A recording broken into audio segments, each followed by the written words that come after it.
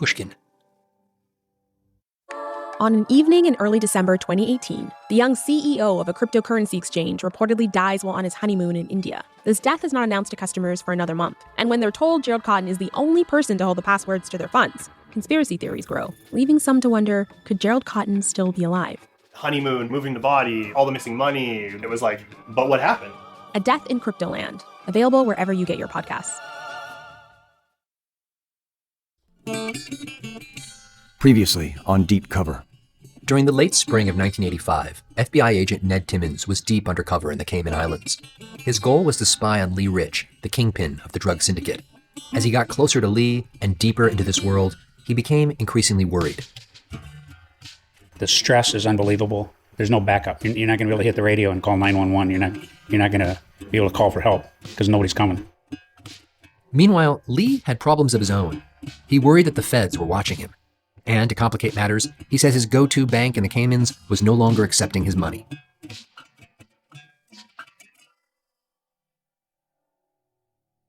For Ned Timmons, being undercover in the Caymans meant hanging out with Leigh Ritch's guys. He'd chill out on the beach or at Le Club and listen for clues. Well, I usually was given something to do, oversee the barbecues or make sure there was no trouble at the bar with any of the guests. Not exactly the stuff of Sherlock Holmes, but Ned couldn't ask questions, really, because that would draw suspicions, give him away as a narc. So he just kept on listening. And then one day, Leigh made a cryptic reference to someone apparently in the organization called the General. And I just, not knowing general of what or general who or whatever. And because your whole thing is don't ask questions. Exactly. You start asking questions and people get suspicious. But what's your reaction to that? Oh, actually, in the middle of this, they realized that I had never been to advanced undercover school at Quantico, which is 2-week school. And I got orders, and they go, you haven't been to advanced undercover school, you got to go to that. It seemed like this was the equivalent of a fireman getting called out of a burning building to take a refresher class on how to use a hose. But this was part of a relatively new effort by the FBI to rein in and standardize its undercover practices. So I had to make up a story to Leigh. I can't remember what it was. I made up something that I had to go someplace for 2 weeks. And so I had to go back to Quantico and go through advanced undercover school. That's the rules, whatever. What did you learn in advanced undercover school? I don't remember. What to do and what not to do and whatever.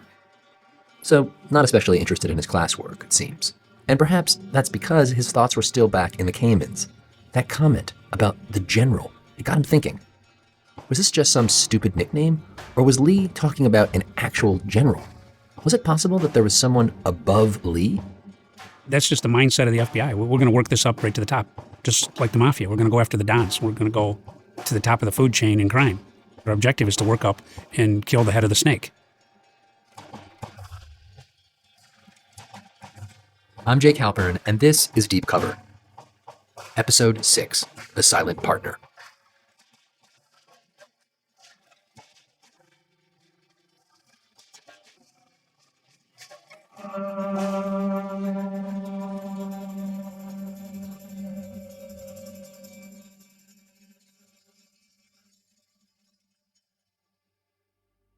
Ned didn't know it at the time, but the general that Leigh was talking about and the revelation of who he really was would change everything in this investigation. And the story of the general really begins about 2 years earlier. So we're going to turn back the clock to September of 1983. At this point, Ned is still hanging out in biker bars in Detroit. Leigh Ritch, Mr. Beach Club, if you will, is still living the high life in the Caymans. And Stephen Kalish, the gentleman smuggler, has not yet been arrested. Everything's going great for these guys, except for one thing: their money laundering. Leigh's go-to bank in the Caymans, the Bank of Nova Scotia, wasn't an option. So now Leigh and Stephen were looking for somewhere else to launder their money. At the time, Stephen says they were trying to move a whole bunch of small bills, about $15 million worth. Just to give you a sense of how much cash that was, it'd weigh about 1,600 pounds, so a lot of money. And now they had nowhere to put it. So Leigh and Stephen, they start thinking about where else they could take their money and bank it. Well, the only other solid banking haven that I knew was secure was Panama. In the early 1970s, Panama more or less deregulated banking. Very little oversight, no taxes on foreign income, and by the time Stephen and Leigh were in their bind, lots of new banks had opened their doors in Panama, which was enticing. Plus, Stephen liked Panama. I had done a book report in the 3rd grade about the Panama Canal, so it had always held a special place in my heart. Stephen's summary of its history in his third grade book report, it's basically right. The building of the canal and the failures of the French. I mean, the whole way Panama actually became a country, stolen from Colombia basically by the U.S. When Panama broke away from Colombia in 1903, the United States lent its support. Then the U.S. signed a treaty with Panama and took control of a zone, about 10 miles wide and 50 miles long. There was a canal there, or the start of one anyhow. The U.S. completed it and then stuck around to control that canal and, cash in on it. So anyway, Panama had a lot of allure. And look, I've always been a risk taker, right? And a guy with a good Rolodex. Stephen eventually connects with a guy named Cesar Rodriguez. He was a businessman down in Panama with connections to the banking world. A guy who could make things happen. So Stephen plans a visit. He packs for the trip. The usual, change of clothes and about $3 million in cash, stuffed into some luggage. Then he flies down to Panama in a private jet. He lands at the airport in Panama, and his contact, Cesar, is there to greet him in person. He's a young guy, good-looking, very friendly, speaks perfect English. And he has not one, but 2 stretch limos waiting for them. They all head downtown to the Bank of Boston building, where Cesar operated a club in a big, sprawling penthouse. I mean, it's very posh.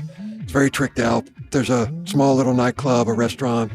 And Cesar tells Stephen, we have a private club here that's only for elite businessmen and certain military officials that come here for dining and drinking and partying in a discreet environment. Later that night, they sit down and have a meal. They're joined by another guy named Enrique Pretelt. Cesar introduces Enrique as his partner. And then, very casually, Cesar starts to explain what exactly he and Enrique do down here in Panama. In addition to running the club, they're financiers. Basically, they loan out money. And they explained to me that their Bank of Boston penthouse and all their operations going on in Panama were all run through their shell company that was owned by 3 people. Enrique, Cesar, and a silent third partner. And I said, really? I said, okay. And they said, well, what do you want to do in Panama? It's a loaded question. Stephen is still not 100% sure whether he can really trust these guys. All I tell him is I have millions of dollars I need to bank in Panama, and I need to fly it in from the U.S., and I need security at the airport and secure banks. Cesar died in the 80s, so I couldn't interview him. But according to Stephen, Cesar was very accommodating. He tells Stephen, yes, we can definitely help you with that. And to prove it, they take him to the Bank of Credit and Commerce International, well known then as BCCI, to make the necessary introductions. Stephen wheels in his cash and makes his deposits, and there's no fee, no commission or anything. Just thank you for your business. Afterwards, they do the same thing for him at another bank. It's all going splendidly so far. The question is, what does Cesar and Enrique want from him? And the next day, back at the Penthouse Club, Cesar makes his pitch. He says he has a business that loans money to the Panama Defense Forces. In fact, the military needs financing for equipment, a $2.2 million helicopter, it turns out. And maybe Stephen could front the money.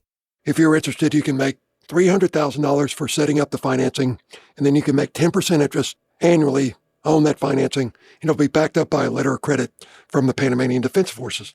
Well, I said, well, that sounds good. You're basically loan sharking money to the Panamanian military? Pretty much. They go on to offer Stephen a 25% stake in their business, which includes the club and the loan sharking business. Stephen pauses a beat and then asks, I go, okay, what's the buy-in? And they go, $400,000. And I go, okay, well, what's $400,000 by me? They go, well, there's only one catch. You got to meet our partner. And I go, well, who's your partner? And they go, it's General Noriega. And I go, okay, well, who is General Noriega? And they both look at each other like I'm stupid. And I go, look, guys, excuse me, I don't know how things work here, so you got to explain it to me. So they explain. Noriega is the strongman who currently controls Panama. And his story, it goes like this. Manuel Noriega was born in Panama City in 1934. Abandoned by his parents, he was raised by a woman called Mama Luisa, who he referred to as his godmother. He was a smart kid, gets into a really prestigious high school. But he's not just smart, he's an operator. As a teenager, he joins Panama's Socialist Youth Party, goes to protests and writes articles criticizing Uncle Sam. Noriega goes on to a military academy in Peru. He returns and joins the National Guard. He then rises through the ranks, eventually becoming a general. And once he's at the top, he maintains power brutally. All this time, he's developing a close relationship with the CIA. He quietly supports the Contras, a right-wing military group in Nicaragua. He helps the DEA in the drug wars. He's also close with Fidel Castro in Cuba. This is a guy who plays all sides. And all the while, he lines his own pockets in little business deals with the likes of Cesar and Enrique. And at the club, in the penthouse overlooking Panama City, Cesar and Enrique tell Stephen, you too can be part of our little partnership. But you got to meet Noriega first. And he's got to sign off on you being part of the company. So I said, okay, well, let's go meet Noriega. So Caesar says, well, you might ought to take him a present. And I go, what do you mean take him a present? He goes, well, as a sign of respect and a sign that you're serious about wanting to stay in Panama and do business in Panama, you might want to give him something of value. So he stuffs $300,000 in a briefcase and heads over to Noriega's house. This would be just a $300,000 gift, separate from the $400K he'd already put in. It was like, well, a sweetener, and Stephen hoped that it would do the trick. When we come back after the break, Stephen meets the general.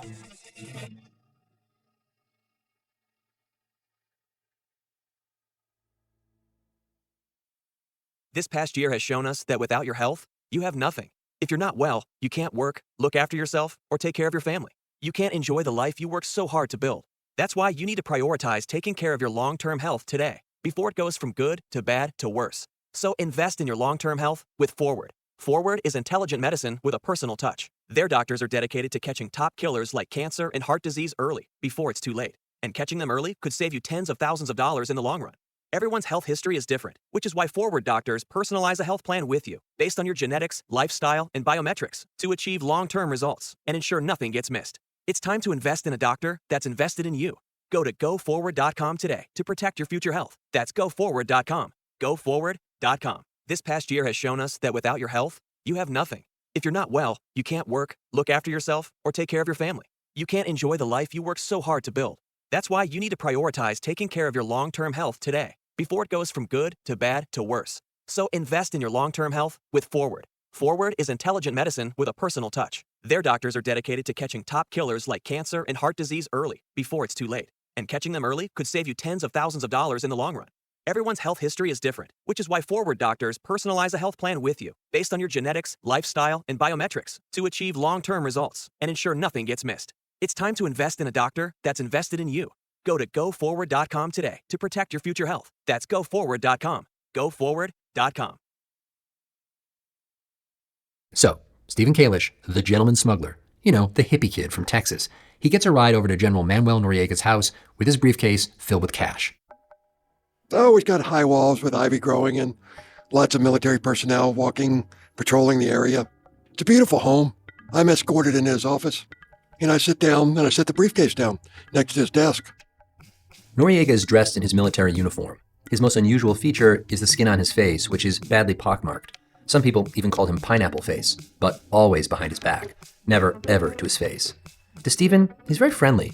They start chatting, small talk, and eventually Noriega asks him why he's in Panama. And Stephen, kind of boldly, says he's looking for a new home. Place that I can live in peace and quiet, out from under the prying eyes of the U.S. government. I said I earn a lot of money, not interested in paying U.S. taxes, and want to bank my monies in Panama. According to Stephen, Noriega quickly tells him not to worry. He would personally look after Stephen's needs. And that was kind of it. Stephen says thank you, and he gets up to leave, without the briefcase. Noriega, noticing this, calls after him. I turned around and said, no, it's pas de. I said, it's for you. And he goes, looks at me, pretty serious face, and I just smile. The gift goes over well. Stephen thought he might make some money by joining this little partnership, but he slowly realizes that what he'd really get was an ally, a very powerful ally. Later on, Cesar gets a call from Noriega. He wants Stephen to join them at a private party that night at the offices of the Panama Canal Company. We go to the offices, I don't know, around 6:30, and it's like I'm Noriega's best friend. I mean, when I show up, he gives me an open embrace with both arms and says that I'm welcome in Panama, and he'll make sure that everything goes the way I want it to go. The party is mainly military people, a dozen or so colonels, a few majors, and a bunch of beautiful women. Lots to eat and drink. It's a scene that Stephen very much enjoys. At some point, Noriega offers to show him around. Noriega takes me into his own office, and it's this beautiful office that overlooks, with picture windows overlooking the Panama Canal.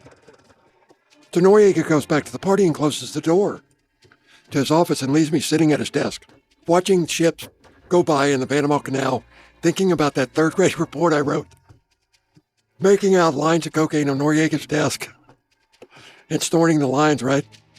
Thinking, okay, I think Panama's going to work out just fine. And it did. Stephen soon returned to Panama with another couple $1,000,000 and, per Noriega's instructions, landed at his Air Force base. There was no customs, there was no immigration, there was no inspection of anything. Our jet taxied over to the Air Force base, and I literally climbed out of the plane into the limousine, and off we went. In time, Stephen manages to get multiple Panamanian passports, including a diplomatic passport. It was a money launderer's dream, especially for Stephen, who was still a fugitive. For his entire adult life, Stephen Kalish had been running from and evading the law. And now he was protected by a man who was seemingly above the law. Stephen was untouchable. For me, it was not enough. I wanted more. Because the evolution from having money becomes having power. And Panama was an opportunity to have power, real power. So I asked myself what it would take. What's it going to take for Noriega to trust me and for me to solidify this relationship? So next, Stephen makes it his goal to get closer to Noriega, literally. I want to find a home, in close proximity, Close proximity to what? Are you actively thinking I want to become Noriega's neighbor? Well, I want to live in the same area, yeah. And he does it. Within months of their first meeting, Stephen finds a house just 3 blocks away from Noriega. And the relationship just grows from there. Stephen introduces him to women, wrangles an invitation to Noriega's ranch, even gets the general to station soldiers outside of his house to stand guard. And when Noriega gets invited to Washington, D.C. in November of 1983 for an official visit, Stephen loans him his personal jet to use while he's in the U.S. On this visit, he met with a host of top-level U.S. officials, including the Secretary of Defense. He also met with William Casey, the director of the CIA. Noriega described their meeting as a leisurely 4-hour lunch. In his memoir, he wrote, "I had been the U.S. contact person throughout the 1970s. I was well known to everyone in the CIA. Now, with Casey, the relations would become tighter." After his time in D.C., Noriega took Stephen's jet to Las Vegas, where he shopped, drank, and played roulette. Then we came back to Panama. Well, he insisted that I be at his receiving line when he was returning to Panama, right? So I'm waiting in line as he's getting off of my jet. Stephen says that Noriega makes his way down the receiving line and then stops when he gets to Stephen. They have a quick chat. Noriega says the U.S. wants him to do 2 things. 1, keep helping the Contras, that right-wing militia in Nicaragua. And 2, open up the banks in Panama for inspection. Stephen was hanging on Noriega's every word. Inspections would mean trouble for him. But Noriega puts his fears to rest. He goes, I told him I'd help him with the Contras, but I'd never open the banks. Stephen let that sink in. The top power brokers in the U.S. wanted to clean up Panama's banking sector, which would ruin Stephen's money laundering scheme. And Noriega says he rebuffed them, told them no. This is all according to Stephen. In Noriega's memoir, he doesn't mention meeting Kalish, making this deal, or using his plane. But then again, why would he? This is not the kind of relationship you want to advertise. In any case, Stephen was pleased. I'm thinking, this is what power looks like. I've never felt safer in my life. I have this great home. I have great staff. I got military guards outside my house. I feel pretty untouchable at the moment. Stephen soon began planning a 400,000-pound load destined for New York City, disguised as a shipment of plantains from Panama. So it's full steam ahead. As a token of his gratitude, Stephen started lavishing Noriega with gifts. But what exactly do you buy for the dictator who's got everything? Stephen starts by giving him 2 gold-plated rifles and some ivory-handled pistols, collector's pieces worth in total about $30,000. But he was just getting started. I bought Noriega a presidential plane. I actually paid the millions of dollars for it and got a letter of credit from the Panamanian government for it. Just to be clear here, what Stephen really did was provide the financing. Nonetheless, it was a grand gesture, and naturally, he had an ulterior motive. Stephen just wanted a small favor, to occasionally have his plane fly to Washington, D.C., where Stephen's guys would load it up with some trunks of drug money marked with diplomatic seals. The seals would mean no one could open them. In return, Noriega would get a cut. According to Stephen, Noriega agreed. At this point, you may be wondering, what happened to Leigh Ritch, Mr. Beach Club? Wasn't he the guy in charge? He did make at least one trip to Panama with Stephen, but this whole Panama thing, it was Stephen's baby. And once Stephen was buddy-buddy with Noriega, everything began to change. Stephen was now handling the smuggling and the financing. Leigh wasn't entirely comfortable with this arrangement, but there wasn't a lot he could do about it. They needed Noriega now. As for Stephen, who'd been a fugitive for years, he finally felt like he could breathe a bit easier. He didn't need the Caymans or the US for that matter. He could just chill in Panama. But he was still handling the logistics for his massive op, America's Heartland. There were a few things he still had to do, like closing down his safe house in Tampa. So he returned stateside, and that's when the feds nabbed him. This was the big arrest at the airport in Tampa that we told you about in episode 4. So when I finally did get arrested, I figured, well, maybe I'll figure this out somehow. And I had millions of dollars stashed in Panama. And so it was from that day forward that I started working on a way how to get myself out of my problem. Meanwhile, back on the Cayman Islands, Leigh Ritch, Mr. Beach Club, was left to clean up the mess. He now had to juggle it all, smuggling, money laundering, and just trying to stay out of jail. All the while, Ned was just one step behind him. When we come back, Ned starts to connect the dots, and so does the CIA.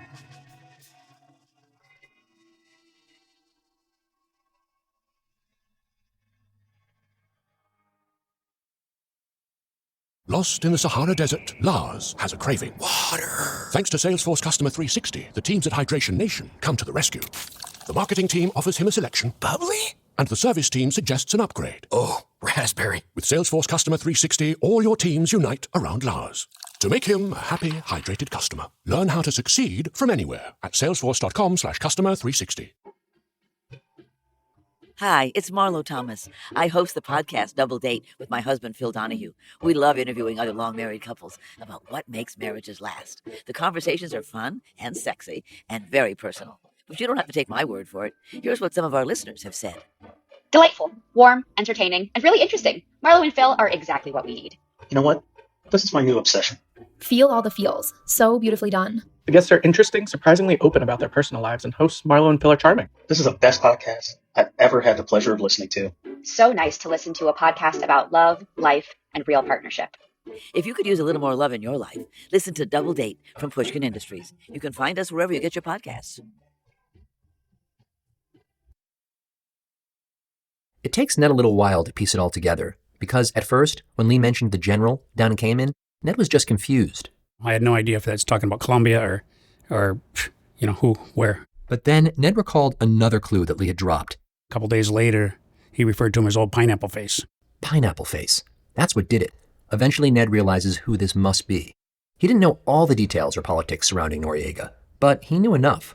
Noriega was the CIA's boy into Castro and into the Russians. Big boys club, okay? Ned worried that his discovery would stir up trouble in a big way. And the CIA, in my mind, really didn't give a shit about drugs or what was going on. They're focused on their mission, which was intelligence and the big picture.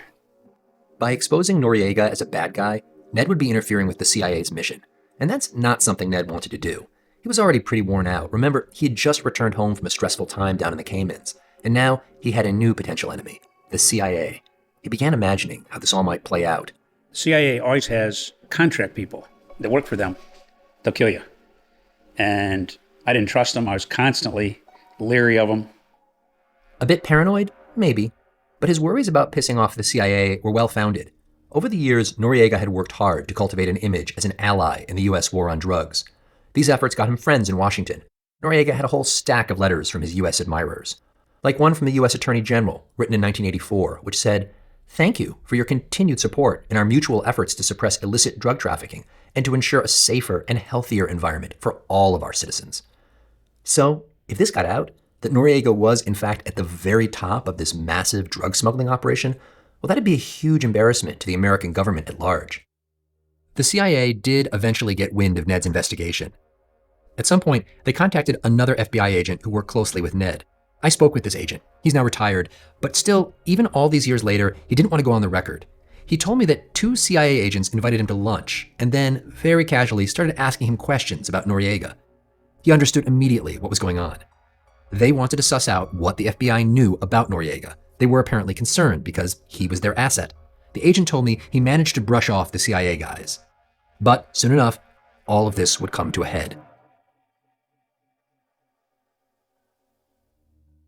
After 2 stints down in the Caymans, Ned eventually goes back home to Detroit, to his wife, Kathy Timmons. He was beat. At this point, he'd been working on the case for about 3 years. During that time, he'd been living as 2 people, Ed and Ned, switching back and forth again and again, until even in his own mind, it all kind of got jumbled. Kathy said Ned sometimes confided in her that he felt trapped, stuck in the role of undercover agent, but that he also couldn't imagine returning to the life of a regular agent.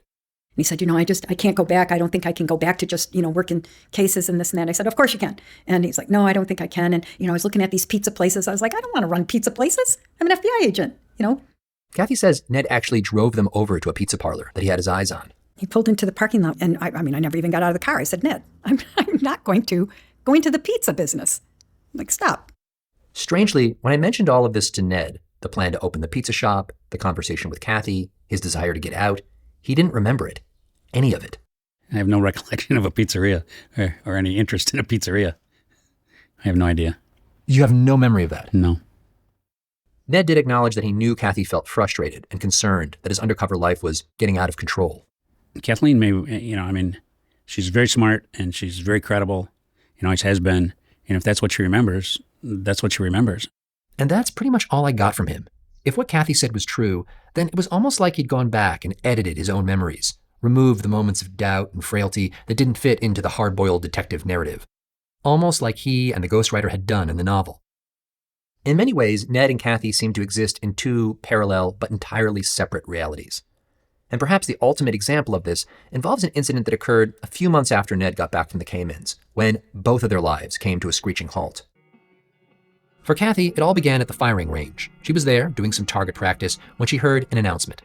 They called out from the tower for me to, get off the firing line. And they said, oh, come on, you got to go with us. Got to take you home. And I said, oh my God, what happened? Her colleagues who came to get her laid it all out. That Ned's undercover identity had been compromised and that someone in that motorcycle group had a meeting and that they had put a hit on Ned and they were going to lure him to a location and give him a hot shot of drugs and kill him. And that they also knew where we lived. They escorted her home so she could pick up some stuff. By the time I arrived home, the SWAT team was all, hanging out around the house and inside the house, and Ned was in there packing. And then we just, like I said, we packed up, we got in the car, and we started heading up north. So Ned and Kathy had to be exfiltrated, whisked away immediately because they were in grave danger. That was Kathy's reality. Now, I also talked to Ned about what happened. What is going through your head as they stand on your doorstep and say, you've got to leave your house? Well, I had him in and had coffee with him. Ned listens to the agents and realizes he has to flee his home. I said, okay, perfect. One of my best friends has got a lodge in northern Michigan and the salmon fishing is hot and I'll go there. You seem pretty blasé or kind of unruffled by this. A lot of people have threatened to kill me, so it's part of the turf. Eventually, they get up to a little house way up in northern Michigan. No one is around, and all they can really do is hope the FBI finds the biker guys who are out to kill Ned. They just wait for the call that tells them, it's okay, we've got them, you can come home now.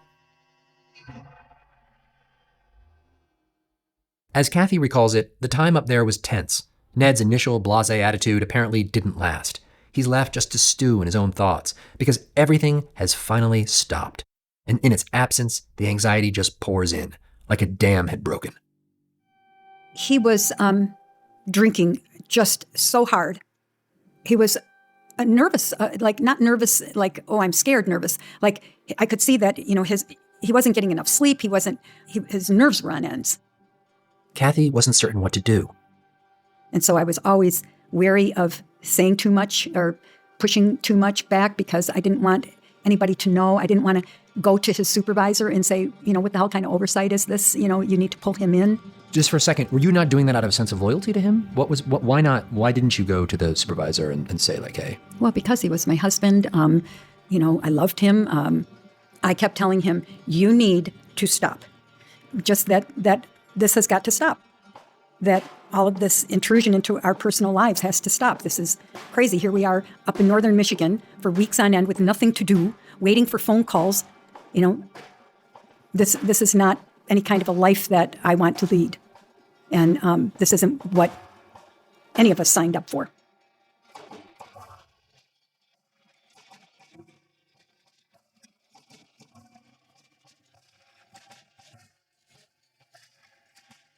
Next time on Deep Cover.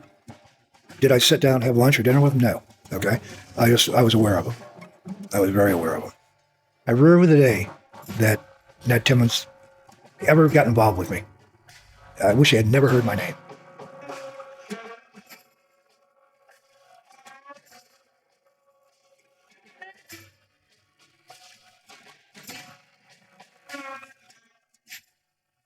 Deep Cover is produced by Jacob Smith and edited by Karen Chakurji. Our story editor is Jack Hitt. Original music and our theme was composed by Luis Guerra, and Flawn Williams is our engineer. Fact-checking by Amy Gaines. Mia Lobel is Pushkin's executive producer. Ned's novel is read by Walton Goggins. Special thanks to Julia Barton, Heather Fain, Carly Migliori, Lital Malad, Maya Koenig, Eric Sandler, Maggie Taylor, Khadija Holland, Zooey Gwen, and Jacob Weisberg at Pushkin Industries. Special thanks also to Jeff Singer at Stowaway Entertainment. I'm Jake Halpern.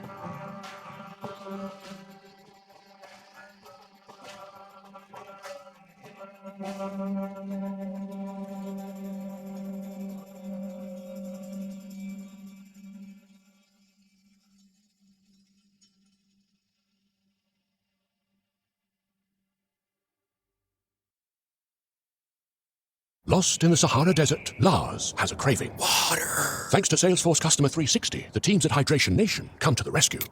The marketing team offers him a selection. Bubbly? And the service team suggests an upgrade. Oh, raspberry. With Salesforce Customer 360, all your teams unite around Lars.